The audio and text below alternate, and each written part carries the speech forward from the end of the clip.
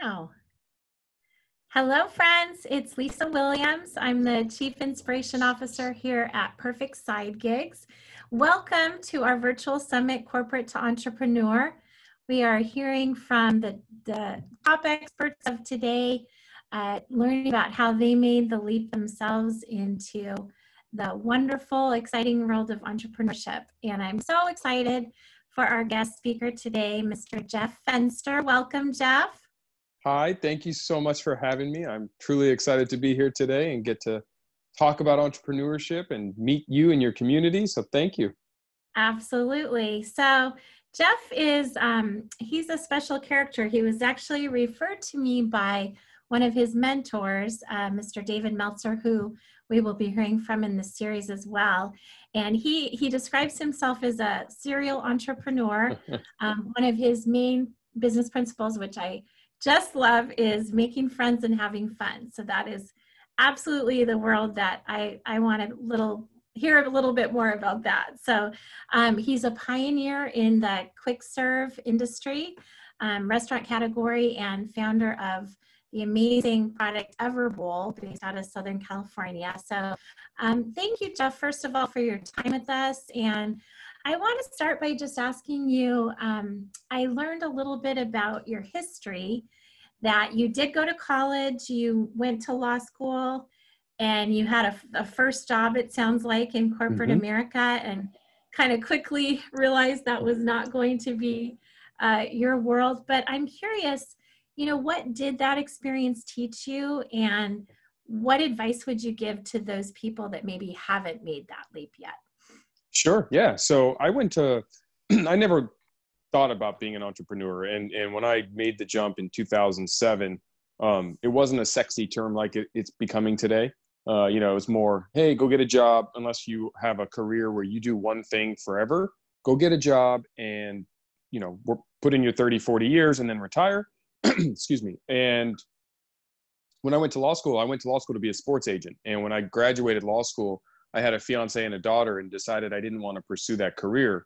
So I needed to get a job, and I didn't know what I was going to do. And I knew I didn't want to be a lawyer. That was not why I went to law school, but I had this degree. And so I got a job at ADP, which was a payroll company, a very, very big company, and was selling payroll services. And fortunately, utilizing some things I had learned through mentorship, I was extremely successful there. It's the top sales rep in the country within my first 6 months.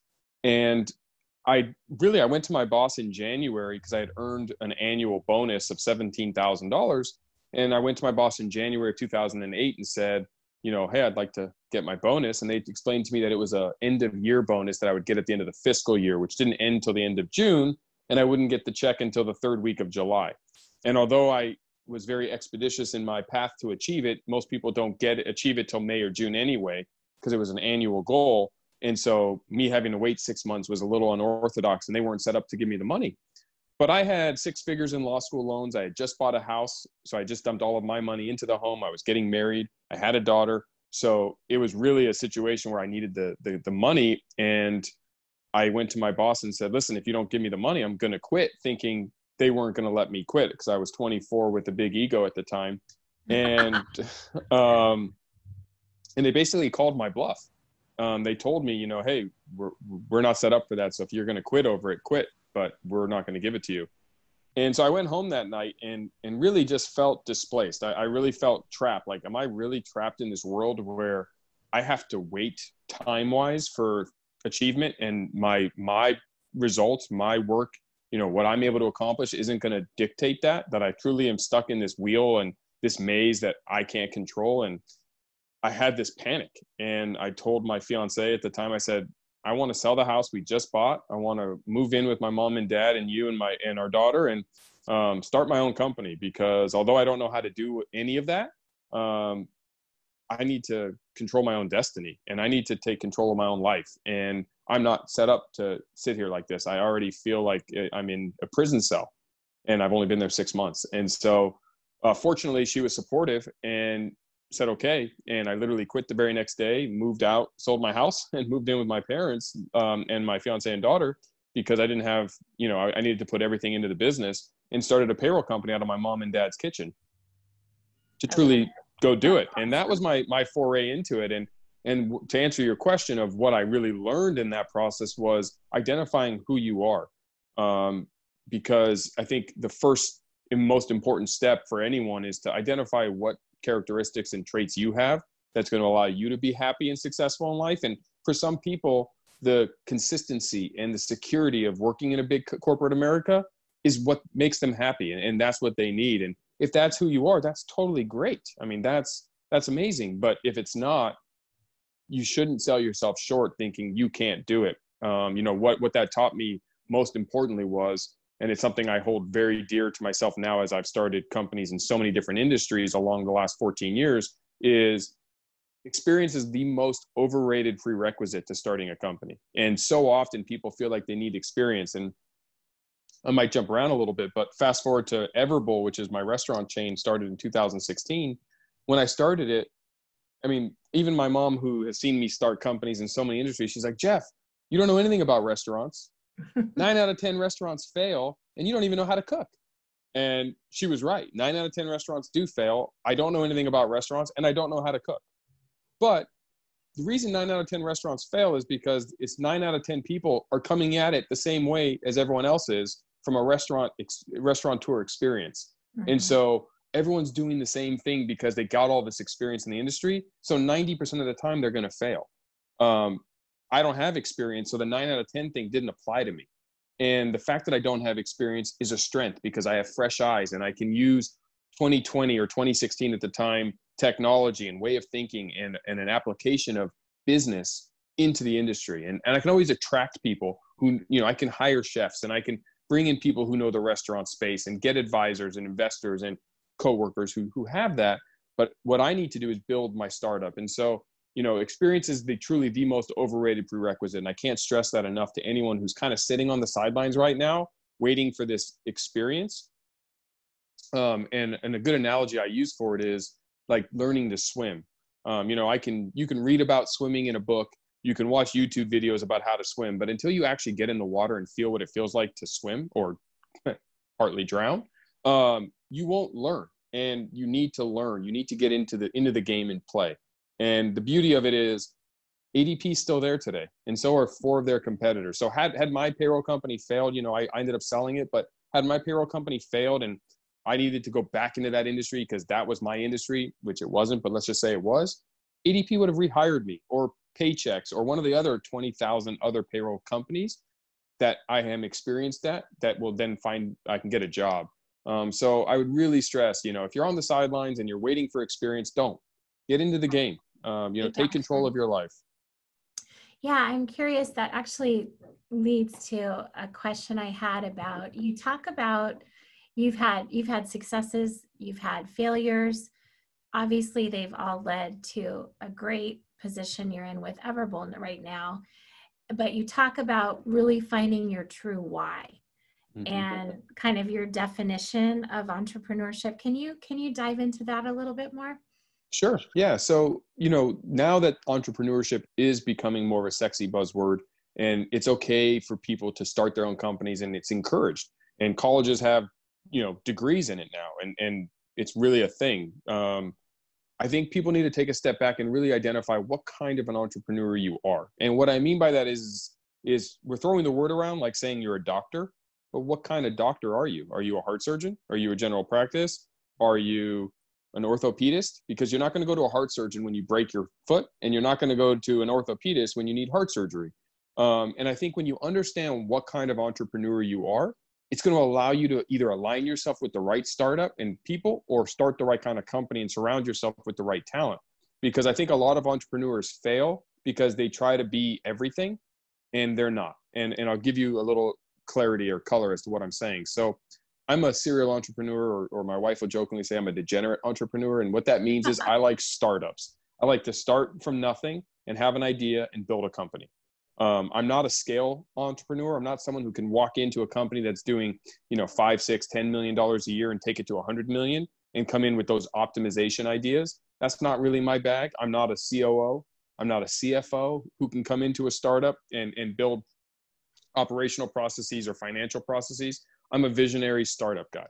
So knowing that, that's what my strength is. So I attack problems using that mindset. So I use a concept that I use for my own businesses called vertical integration of multiple startups to solve my business problems.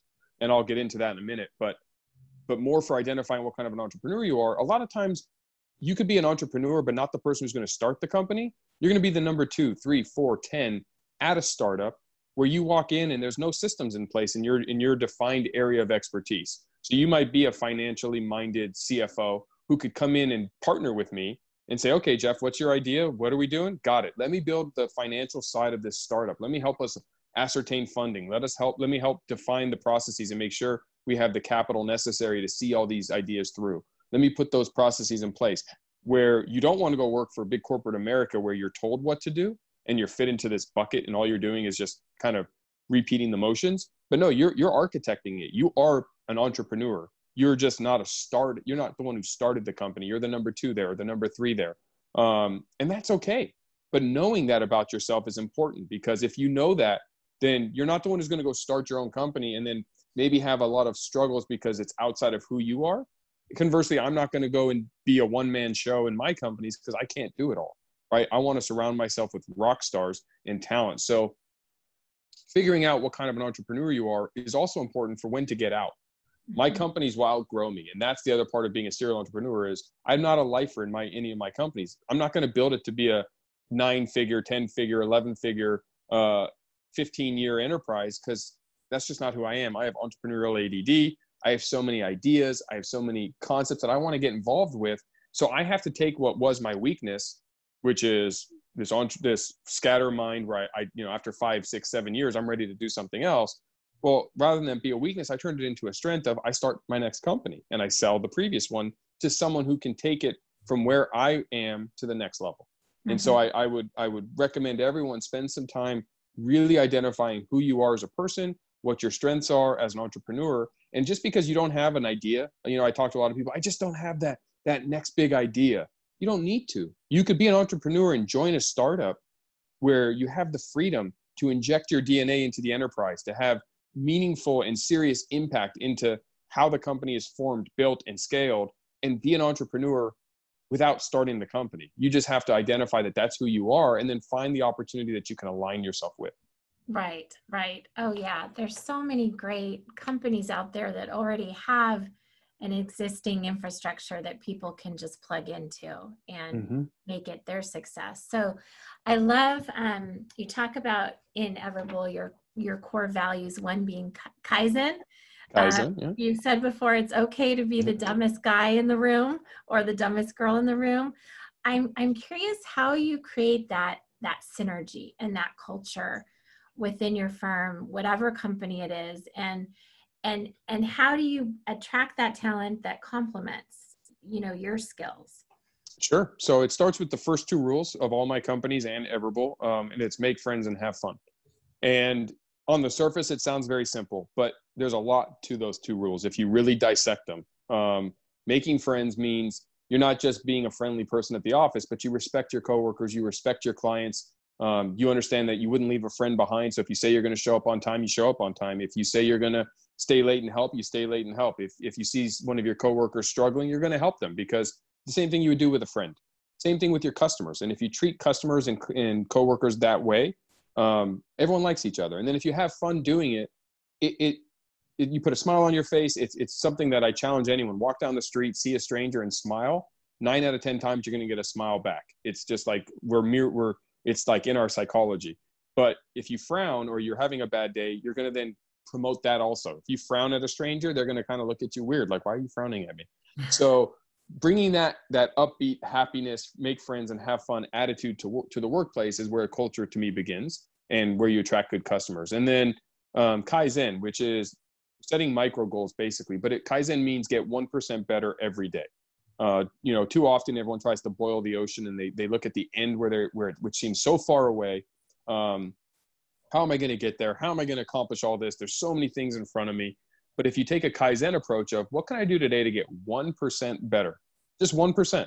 So if you made 10 calls in sales and you're not getting your numbers, can you make 11 calls today? And then 12 the next day? You don't have to do 100. Like everyone's like, oh, I'm doing 10.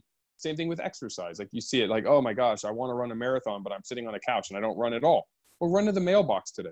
Tomorrow, run to the next person's mailbox. And if you continuously get 1% better every day, you're going to be exponentially better, and time's going to pass regardless. And it also creates an atmosphere where the expectations are extremely high, but the daily expectations are extremely low. Get 1% better today, and we'll hit our, our annual goals are this, and it seems really high and really aggressive. And everyone goes, Jeff, those are unobtainable. Don't worry about those. What can we do today to get 1% better? Because when you start to look at the math, 1% better means you're going to be that much better after a year. And then the fourth principle at Everbolt is everything we do, we must be remarkable. We hold a very high standard of excellence, because if it's worth doing, it's worth overdoing, in my opinion. There's too many things that people do that is just average, and average is exactly that. It's average. You're going to be lost in the sea. So if you're going to do something, do it and be remarkable at it. And then the fifth one, which is my quote of I like to be the dumbest guy in the room, is surrounding myself with rock stars and attracting world-class talent. And the way I do that, and the way I recommend you do that, is by losing the ego. So often, it was a mistake I made early on in my entrepreneurial career. My first few companies, I felt this need to be in charge, this need to be the guy who came up with all the ideas. Otherwise, I felt kind of like a fraud in my own company, and I had to overshadow my talent and make them feel, or make sure that they understood that I was the founder CEO who had all these brilliant ideas. But when I realized that that was pushing away talent, and I had that vulnerability moment where I was like, why do I keep losing such great people? What are they doing? And then I realized, wait, it's not them, it's me. It's the person in the mirror. I was the common denominator between all of them.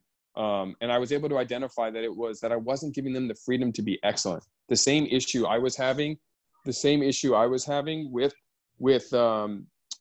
ADP, the same feeling I was feeling trapped, I was creating for my talent. I was making them feel trapped because they were not in a situation where they could inject their DNA and go on their own strengths. I was telling them how to do their job. Mm-hmm. And someone who's really good at something doesn't want to be told how to do it. So if I attract someone to be the CFO and I tell them how to do their job, well, then I'm not really trying to get a world-class person. I'm trying to get a junior person who needs to be told what to do. But instead, I say, listen, come on in. This is your show. Here's the framework of where we're going. Here's the direction the boat's being driven towards. Build a system to help us get there and be part of it. But guess what? You brought in because you're amazing at what you do. And I want you to have the freedom to be you and put you in the company. Define the processes, build them, put your systems in place. And if you make a mistake, don't worry about it. We're going to fail. We're all going to fail every day. We're going to pick each other up, but we're in this together, and we're relying on you to take this side of the business. And so by doing that and losing the ego and truly being the dumbest person in each room of each department, right? I say room, but think of your departments, and surrounding yourself with people who are smarter at it and better at it than you, and fill your weaknesses, then they're going to see their involvement in the company. They're going to feel like an owner of the company, whether they have equity or not. And it's really hard. I owned, after my payroll business, and alongside it, I started a recruiting agency to help recruit talent for a lot of my payroll clients. And if you would have asked me when I started what the number one reason people change jobs were, I would have said money. Well, it's not. The number one reason people change jobs is happiness at the workplace. Mm-hmm. And it's not for more money. You can't just get someone to change jobs because you pay them more. But if they have more autonomy, more of themselves there, it's more aligned with what they want, they're gonna leave, and they're never gonna leave that company where they're happy. So being inspired at work and happy at work is the number one reason people stay. And so if you want to attract talent, you need to make sure that they're happy and inspired. And the way you'll do that is by stepping out of the way and letting them we've all probably spoken to someone and go, oh my God, I work with someone who's so dumb at work. They make us do it this way, and there's such a better way to do it, and they just won't listen to me. Well, that's the clear indicator. Let them try it their way. Obviously if you've already done it and it doesn't work, you have to course correct, but otherwise let them try it. And if it doesn't work, you'll make an adjustment. But once they do it their way, what if it does work? I jokingly say that when I get pushback from some of my managers, like, yeah, I don't want to try it because what if it doesn't work? And I look at them and I go, but what if it does? Right. What if their way is better? Yeah. We've been doing it the wrong way just because of our egos, because we don't want to give them the opportunity to try. So by doing that, people stay longer. They feel more involved. They're willing to work harder. They're willing to, their nomenclature, their vernacular changes from, oh, the way you guys do it is wrong to the way we do it. All of a sudden they have the ownership in their voice. in their communication, just when they're talking in general, because they're part of it. They see it. They feel like they're an owner. Again, even the employees who don't have equity. So that's my advice to attracting world-class talent. And once I lost my ego, I was able to do that. Yeah. I love that you talked about people finding joy. You know, I've been recruiting for 25 years, and I completely agree with you. I have a question. So considering that our audience, a lot of them are on that hamster wheel of corporate and they haven't made that leap, you know, what can you tell them about the joy you experience now? You know, if they're brave enough to do it, you know, what can you tell them about that? I mean, the joy for me is I love what I do. I mean, truly, I love building companies. I love the startup atmosphere. I love being in a position to fail or succeed on my own merit, and it's all up to me. I just can't stress, like, I haven't worked a day in my life since I quit ADP, and so much so that I sometimes have to peel back and remember that, you know, I work I work hard. I mean, there's no secret that there's no shortcuts. The secret is hard work. I mean, if you're going to start your own company, I have to warn you, it's a lot of hard work. But if you love what you do, it's not hard work. It's like when I'm hanging out with my kids, I could do that all day. It's not hard. If I was babysitting someone else's kids, it's hard. I'm like, oh my God, what a long day. But when they're your kids, it's fun and you love it. So, you know, it's kind of the same thing. When you work for someone else and you work long hours, it feels like you've been working your tail off, and it's a lot of hard work. But when it's for yourself or it's for a company that you believe in and something you're inspired about, it's not. You feel part of it. It's part of the charge. And so, you know, for those of you on the hamster wheel who just wants to get off, I mean, you owe it to yourself to get off, truthfully. I mean, you live once. We only get to play this game of life one time. And every day you're not doing something you love is a wasted day. And don't waste any more of your days, honestly. It's just, I can't stress the importance. Like, again, if you're meant for corporate America and you love that, then amazing. And if I did, I would stay and I would be in corporate America. You know, I thought that's what I was going to be doing, but I found out it wasn't for me. And so for your audience and the audience who's listening, who it's not for you, take the leap. The world will open up for you. I promise you. Like, it's amazing what happens when you believe in yourself and you go for it, who you meet and what you learn and how it all adapts. And yes, you know, the fifth core value at Everbowl, which I didn't touch on when I was going through them, and in all my companies really, is be change ready. And it's never more important now as we're dealing with coronavirus and the COVID-19 crisis, about being able to pivot and change and understand that that's what life is. I mean, in 2008, so many people who had been in corporate America for 30 years got laid off. Mm-hmm. And all of a sudden you realize the loyalty was a one-way street. And so there's no guarantee that consistency is going to always be there. And yes, you have mortgages and bills to pay and rents to pay and car payments and child to take care of. And not everyone can move in with mom and dad like I was able to do when I made the jump. And I understand that. But luckily for me, I was able to lean on family to give me that opportunity. So it might require saving for a little bit, or taking a second job, or figuring it out, or downsizing. But sacrifice today for happiness tomorrow is very important. And you'll get there. You'll get there real fast. I mean, I moved in with my folks, and literally me and my fiance just bought our first house, and we were there for less than 60 days. And do you know how hard it was to sell that thing and go move in with my parents, who I hadn't lived with since I was 17 and a senior in high school? It was humbling. It was not something I was excited to tell my friends about and my fiance. And here I am, I just graduated law school, and I was making six figures at a sales job that I just quit to start a company and move home. But I was setting myself up to have freedom and to be happy. And it was a short-term thing. We were there for 11 and a half months. 11 and a half months later, I moved out and bought another house that we bought and we moved into, and we've been in that house ever since. And I can't stress that I wouldn't be where I am. I mean, who knows where I'd be if I would have stayed, but I wouldn't be happy. And you've got to be happy. It's your life. And I think it's so important. When you're happy, you're going to perform better. When you're going to be your best self, you're going to be more excited, and it's just going to propel you to a place that words can't express, just the joy of taking charge of your life. Yeah, absolutely. We are getting close on time, but are you okay if I fit one more question in? Absolutely. Okay. So I love that you talk about your family as being, you know, obviously a big why as well. You know, if you had nothing you could give your girls, you didn't have any assets to leave them, but you could just share some wisdom that would help them have more joy in their lives, what would that be for you? It would simply be that whatever they love to do, they need to do.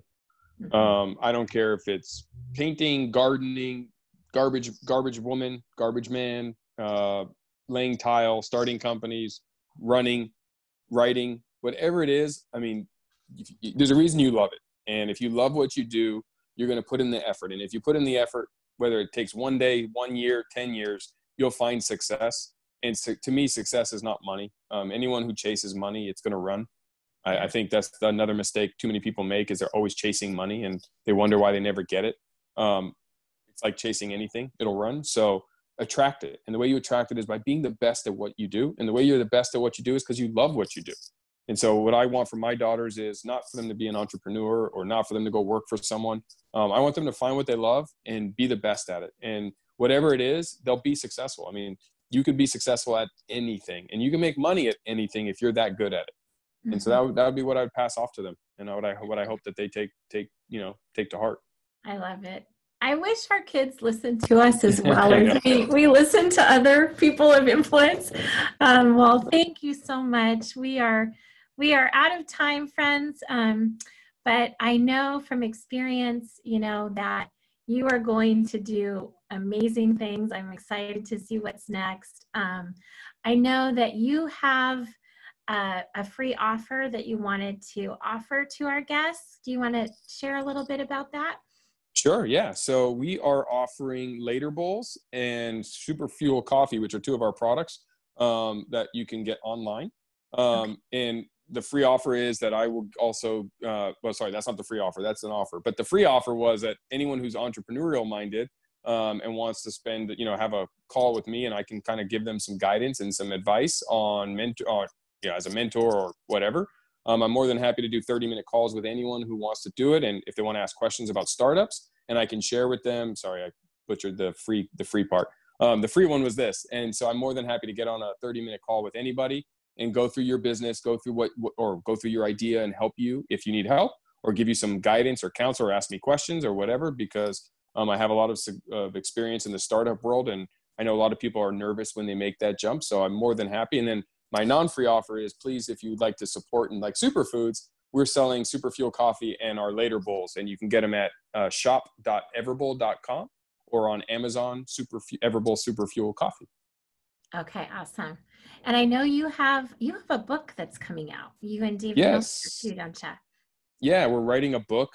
So it's The Power of Mentorship, and Dave has been a mentor of mine for 30 years, and we've been family friends for that amount of time. And so we're really explaining the long game of being a mentor and a mentee. And, if I can leave your audience with the importance of always having mentors in your life and business coaches, no matter who you are in the world, you should always have a coach and a mentor. A mentor is someone who helps you for free, and a coach is someone that you pay, and it will hold you accountable. And whether you are a top sports athlete, a top actor, a top singer, they all have coaches, and their coach is not necessarily better than them at their respected field, but it holds them accountable. And so Dave has always been a mentor of mine, and our book is about just the power of mentorship and how you learn business principles through mentorship, and how in different, because we've been together since I was a single digit age, teenager, 20s, 30s, and with Dave since he was a teenager through his 50s, as you navigate the world at different ages, how you can utilize mentorship to exponentially grow,